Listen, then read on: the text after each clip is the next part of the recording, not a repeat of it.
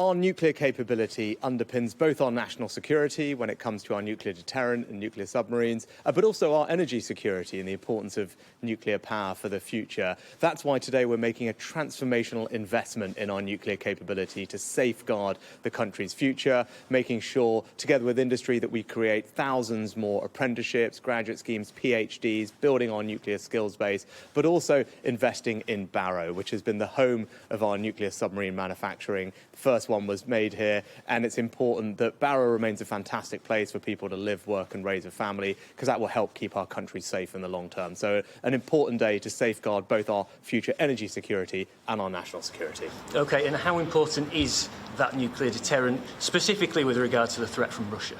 Our nuclear deterrent is the underpinning of our security, and that's why it's so important that we invest in it to keep us safe for the long term. But it's also important for our energy security. There's no way to have greater energy security in our country, get to net zero without nuclear power. We're investing in nuclear power. But for both of these things, we need to make sure that we have the skills base to deliver what we want. And that's why we're importantly investing today with industry to support the skills and the workforce of the future. More apprenticeships, more graduate placements in nuclear skills, where we need to significantly increase the talent and the capability we have. But today's investment does that, and it will mean that we can look forward to the future with confidence that we will have the safety and security that we need.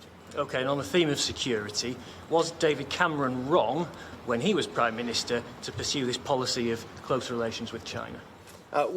We've been very clear that the situation now is that China is behaving in an increasingly assertive way abroad, authoritarian at home, and it represents an epoch-defining challenge and also the greatest state-based threat to our economic security. So it's right that we take measures to protect ourselves, which is what we are doing. To give some specific examples, we've used our new national security investment powers to block investment from China into sensitive technology sectors like semiconductors.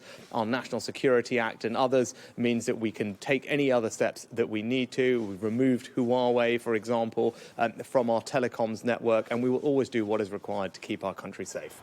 And it's said that millions of voters have had their details accessed by China as a result of this hack that happened in 2021. Why are we only finding out about this now, and what specific measures will you take as a result of that to tighten security?